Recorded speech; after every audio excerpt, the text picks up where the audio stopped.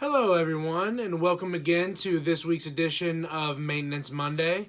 As always, it's Chen Bags here, welcoming you guys to another week of wonderful NFL gameplay and advice here for maintaining your rosters in season-long and dynasty leagues and making sure that you're keeping your team in tip-top shape to contend or in those dynasty leagues achieve the goals that you've set out for your team, whether it be going after the rebuild, competing for a championship, or kind of just trying to make your push for the playoffs at this point. So without any further ado, let's drop it right into it.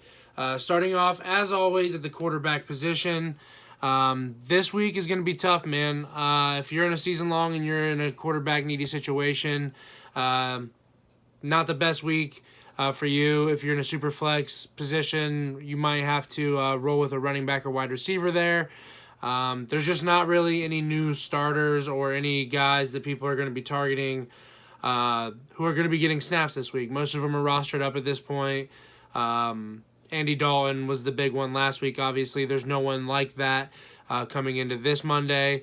But there are a couple guys I want to touch on still, especially for my Dynasty folks out there who have gotten into games recently and not really necessarily done much with what they've been given. But just the fact that they're stepping on the field already is a positive sign for their career development. And those two guys are Jalen Hurts and Tua Tagovailoa. So with Jalen Hurts in Philadelphia, I think Carson Wentz has looked obviously less than ideal, less than what they've been expecting in Philadelphia, especially this year. He's had his struggles. They have had a little bit of a tough schedule, but even in their easier matchups, he hasn't looked real great. And Jalen Hurts has started kind of finding his way on the field. And as a rookie, a lot of teams, I should say, didn't really look at him as a future quarterback. But Philadelphia obviously has plans for Jalen Hurts, whether that's this year or moving forward. I really love to see him on the field. And Carson Wentz's struggles are another reason to kind of look at him as maybe an opportunity to invest in a future starting caliber quarterback in the NFL who I think personally can be really good. He's a great playmaker. He has the arm to get the job done. I think he just really needs the opportunity. So Jalen Hurts is one guy, and Tua obviously being the other in Miami. He got some garbage time minutes the other day, but it was the first time he'd stepped on the field as an NFL player. So I was really excited to see that. He went 2 for 2 for like 9 yards or something goofy like that. But I just love the way he looks, man. I love the way he carries himself on the field. I love the way the ball comes out of his hand. And I don't really like lefty quarterbacks. I know that's kind of outdated and an old way of thinking, but it's just one of those things where it doesn't look as natural for the offense. It's weird for the receivers. And it's just kind of an unnecessary adjustment. I don't know. But he looks really good, and when you're that talented, I'll throw the whole left-hand, right thing out the window and just go with what I see on the field. And what I see with Tua is someone I really believe in, and that reflects at SRS Cards. We've invested a lot in rookie Tua cards, whether it be breaking them out of boxes or buying them off eBay. Here that we're keeping them, we're selling them. We just believe that his card is going to gain value over time because he has so much potential. But that's pretty much it. That's all I really want to touch at the quarterback position. If you're a QB needy team, maybe now's the time you start looking to make a trade, move some of those playmakers you have out the door, which I know is tough to give up. But quarterback is the most important position in fantasy, and it's the most important position in super flex leagues as well. So get those trades done, get your quarterback situation figured out first and foremost, and then you move on to the running backs and receivers, which luckily there's a little bit more help on the waivers for you. So at running back, just a couple guys I want to touch on, first and foremost being J.D. McKissick, which I know isn't a name you want to hear, but just in general, or generally speaking, I should say, the waivers are going to start being a little bit dry right now, and that's for one reason, first and foremost, is that guys are coming back from injuries right now. Like we saw those injuries week 1, 2, and 3 piling up, and a lot of those guys are coming back. So their backups are already off the waivers and on people's rosters, and those starters are coming back. So having both rostered up already, if people didn't drop the starter, is leading to a little bit of dryness on the waivers, which is okay. That's where you find value in guys like J.D. McKissic, and hopefully you don't really need a running back like that. But if you have some guys on bye or some guys you had to put on IR and you're moving towards just filling your roster with guys who are going to score you some points, I think J.D. McKissic is a great option. He has had steadily 6, 7, 8, 9, 10 points, somewhere in that range, pretty much every week. He's seen more and more touches the last few weeks, and Washington is obviously figuring things out at quarterback, and their defense has shown promise but also struggled at times. So there's a lot going on in Washington, and for that reason, I don't mind throwing a dart at a guy like J.D. McKissic and just hoping that the trend continues and he can snag me maybe 10 to 15 points in a good matchup. But J.D. McKissic's one, and the other guy I want to touch on, or the other backfield I should say, because running back's pretty thin, is the Baltimore backfield. And Mark Ingram left the game with an ankle injury, I believe it was, on Sunday, and that lends well for two guys in Baltimore, and I just want to touch on them both because neither of them are that heavily owned, especially in redraft leagues. And that's Gus Edwards and obviously J.K. Dobbins. J.K. is kind of going to be the hot commodity, I think, of the one that people instinctively flock to in terms of hoping his value rises a lot with Ingram possibly missing time. But I'm actually more interested in Gus Edwards, and that's for for two reasons, I guess. And reason one being he actually is outsnapped JK or been close to JK snaps in every game. It's been right there neck and neck, and that's surprising for me, even with Ingram healthy, that Gus Edwards is getting the same amount of feed as a guy like JK, who they just invested this draft capital in and who has supreme talent in my opinion. But when you look into it, you come to reason number two why I look at Gus Edwards and think he's a great value, which is that he actually leads the NFL in yards per carry over the last 2 or 3 years, as long as those guys have had like 50-plus touches. So basically, guys who get meaningful carries, he leads the entire NFL in yards per carry, and that's not an anomaly. He's done it over a couple years, and he's continuing to do that this year. Every time they give him the ball, good things tend to happen. And I don't know what it is. I don't know if it's his talent or just when he's on the field. The Ravens are obviously a versatile and lethal team, and he just fits right in with that. I'm not sure exactly what's going on, but I like it. I think it's great for fantasy purposes. Gus Edwards is definitely a guy. If I'm a running back needy team, maybe you didn't have your bye weeks planned out and you got a couple guys out all of a sudden and you just need someone to play, I don't mind throwing him in there. I think he had 14 carries last week. That's plenty for a guy that you're throwing off waivers and putting in your lineup. 14 carries is a decent workload, honestly, especially for an offense like Baltimore, where there's going to be some goal line work, and they're just super explosive across the board. So yeah, I don't mind either him or JK. Obviously, JK is someone I wouldn't mind having either. I just think he's going to be a lot harder to roster than Gus Edwards. So I would go the easier route for similar production and just kind of take the bargain in this instance. But that's just my strategy. If JK is your guy, definitely go get him. I think if Mark Ingram misses time, both those guys are great values and someone you can snag off waivers. So moving on to wide receiver, probably the most depth as far as guys who might still be on your waivers this week, but that's just because wide receiver has the most guys at the position.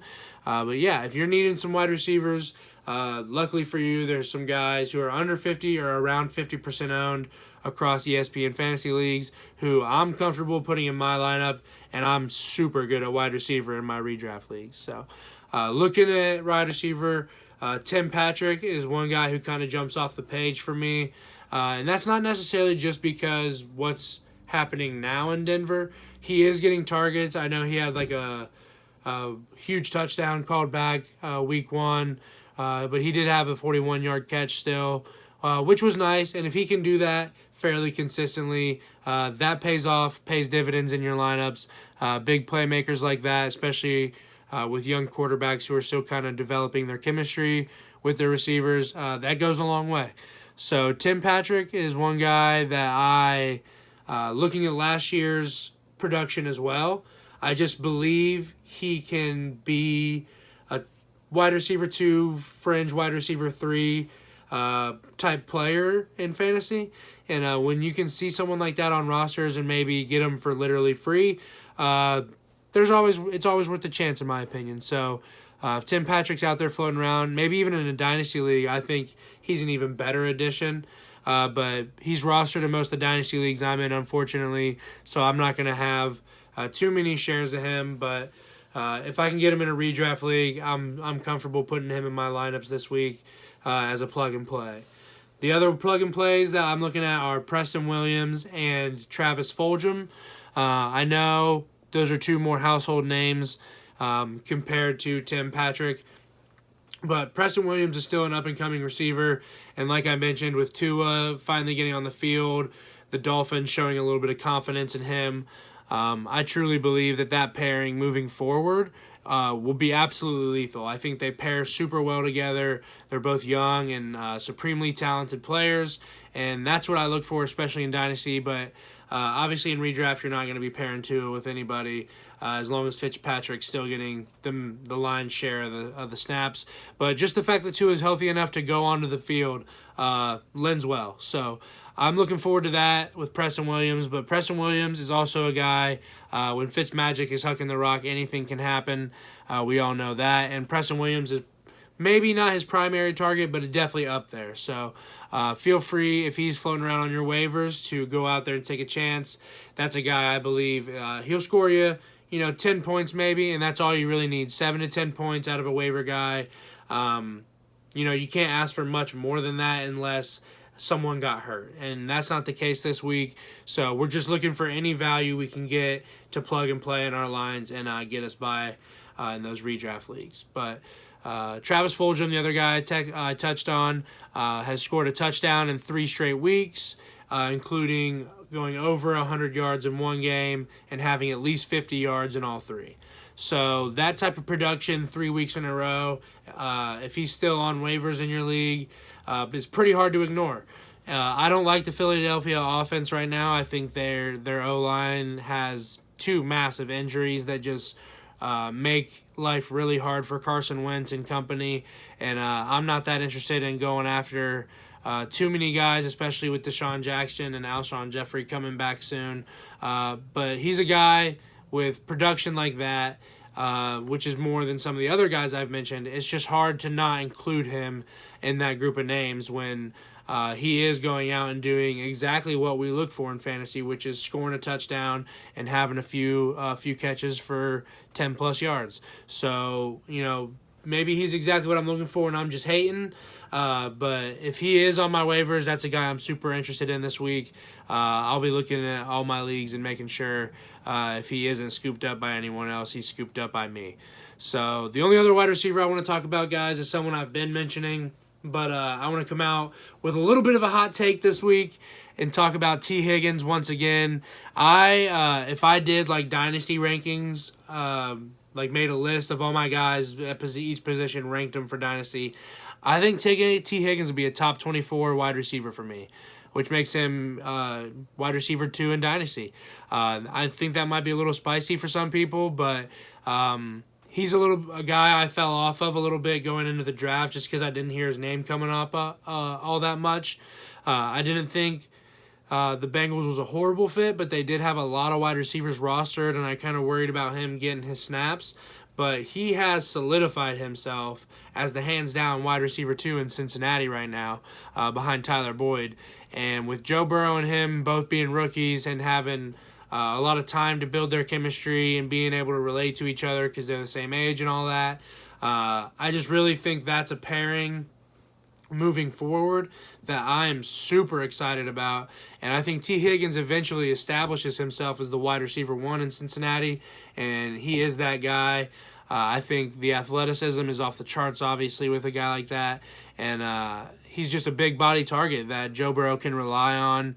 and can play the outside role and bring Ocho Cinco back to Cincinnati a little bit. I love that he wears 85. It's pretty cool. But yeah, I really looking forward to that moving forward. But that's all for wide receivers. Moving on to tight ends real quick. I'll kind of blaze through these guys and the defenses so I can touch on my last point, my last tip for managing your rosters, and then we'll be on with it, boys. So moving on to tight end, Eric Ebron is the first guy I want to talk about. The Steelers' offense just looks pretty potent at this point, and there is a lot of mouths to feed, which isn't necessarily something I buy into all that much. I think you can feed as many mouths as you want to in any given offense, given that it's high octane and the coaches let the players do what they do and put them in positions to succeed. And I think that is the case in Pittsburgh. They've been good at that for a long time. Big Ben's as good as it gets in terms of being able to spread the ball around and just make that offense run. He basically runs the offense himself. So I'm not worried about that.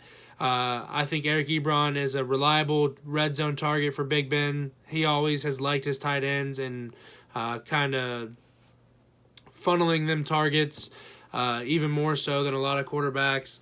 So that's something, if he's on your waivers and you need a tight end, I'm super comfortable starting Eric Ebron. He's on pace to be a wide tight end 1 this year, which isn't usually saying much because that just means he's top 12, and the difference between the top 2 or 3 tight ends and the tight end 12 is always huge. But as long as they're getting you enough points to keep you competitive, the rest of your roster should be where you're scoring the majority of your points. So Eric Ebron's a guy, just like TJ Hawkinson, in my opinion. You can just throw them in your roster and they'll do what they do. Maybe get you a touchdown, maybe 2. They both have that upside, and that's all I really look for at the tight end position in season-long leagues. The only other tight ends I want to talk about are Trey Burton and Irv Smith Jr. Trey Burton, I played him in DFS this week. It was pretty solid call, I'd say. Not trying to toot my own horn or anything, but just looking at his last couple weeks, he was running more routes and out-snapping Jack Doyle and Mo Alley Cox. But Mo Alley was getting the touchdowns. Jack Doyle's the veteran in Indianapolis. And Trey Burton was just kind of an afterthought. And then he finally put it all together with Mo Alley Cox out this week. Caught a couple touchdowns. Looked really good in the Indianapolis offense. And he's going to be a free agent in most leagues. He's super, super low owned. And a guy that after a couple injuries, a lot of people just kind of have been off of. But if he can do what he does, especially with Phillip Rivers, who funnels those targets, those short check down security blanket targets, whether it be running back or tight end, I'm super happy to run him out. I'll be adding him in at least a couple leagues. I'm pretty confident that I'll get him with the bids that I put in. And those are tight end premium leagues that I think he's going to be a steal. So Trey Burton, the other tight end I'm looking at, and Irv Smith Jr. in Minnesota. So he has kind of come on the scene as of late. The last couple weeks, after putting up some duds early in the year, he started getting his snap count up, started getting his route percentage up, started getting more targets, and then he finally scored. So Irv Smith Jr. is looking pretty good. Looking like someone I'm more than willing to add as a backup tight end. I'm not really looking forward to rostering him if I don't have to. He's just more of a depth add. But in a dynasty league, I think Irv Smith Jr. has a ton of value, a ton of upside.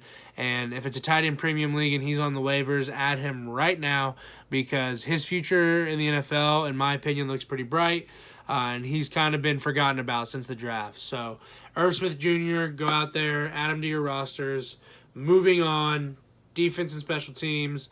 As you guys know, I'll say it every week, I stream defense. I don't use the same defense all year long. I think that's pointless. I think it's counterproductive. I play matchups with my defense, and I use that week's slate on DraftKings to look at the defenses and kind of cross-reference them with my team and my teams and my waivers and see what's available where, what's the best matchups I can play, and who is going to score me the most points this week. I went with the Dolphins defense a lot this week. They were floating around on waivers, and they shut out the Giants, scored me a ton of points in a lot of leagues.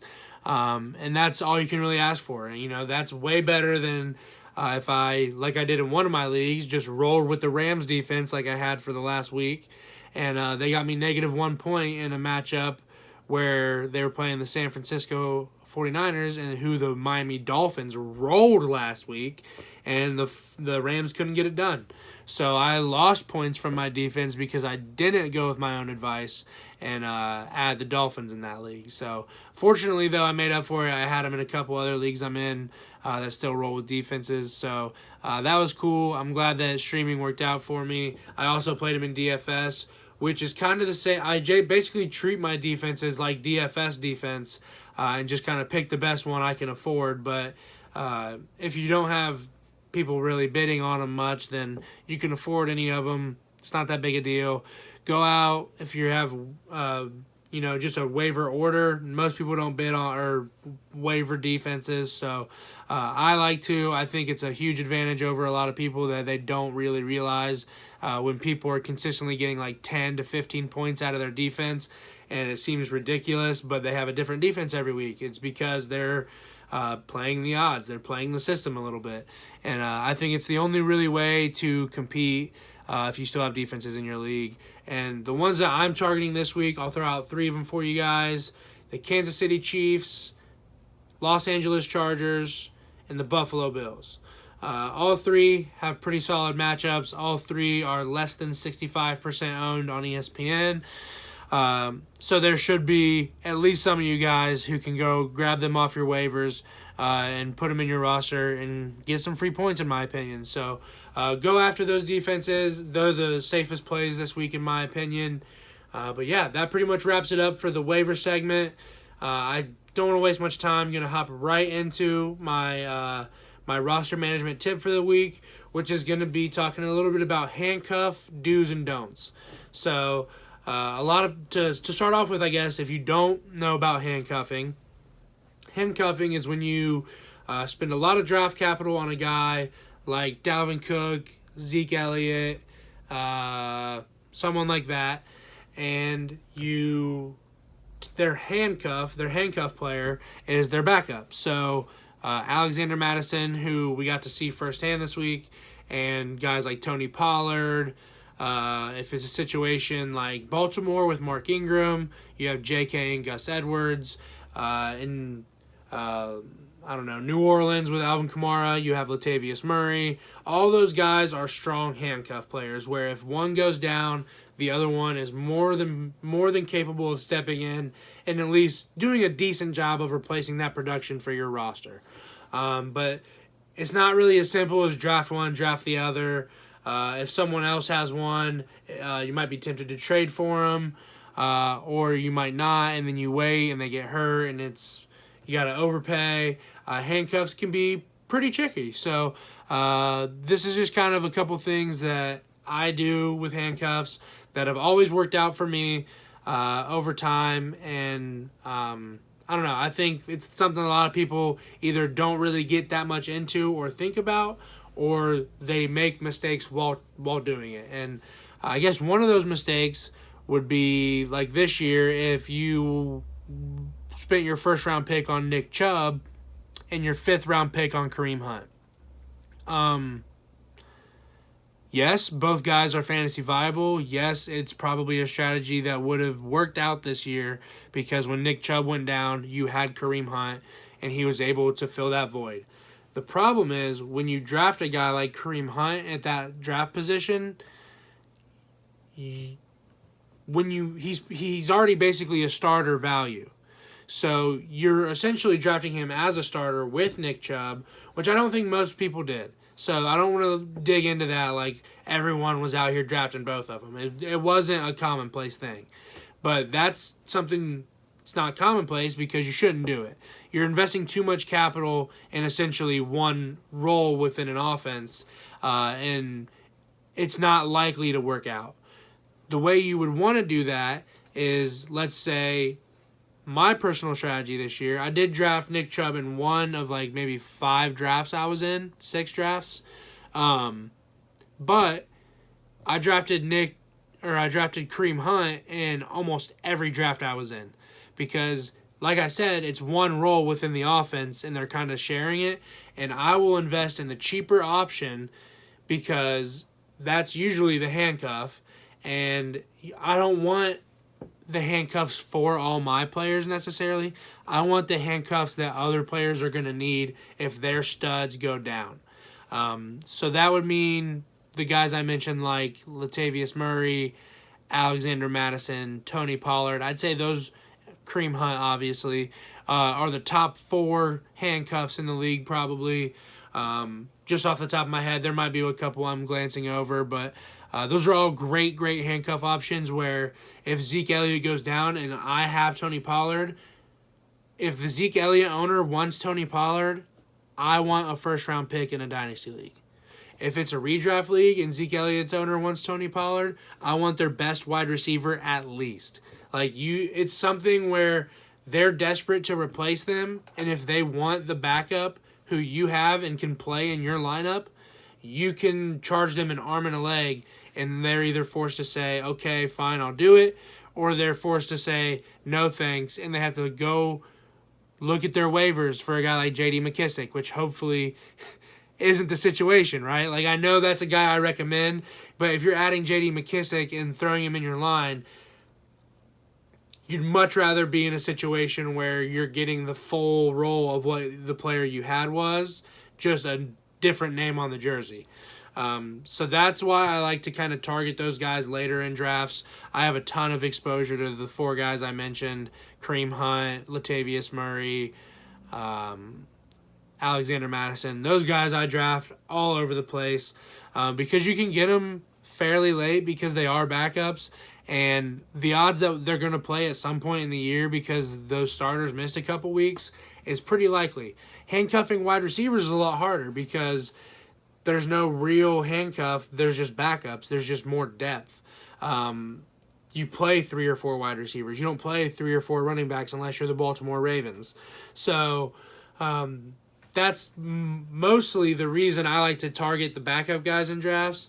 So that'd be my number one piece of advice with handcuffs is don't target your own handcuffs.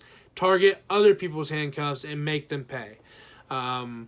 Because if you have the handcuff later in the season anyway, when the other person needs it and you already have it, you're double set because you can. It's all the powers in your hands. You get to decide what happens with that player.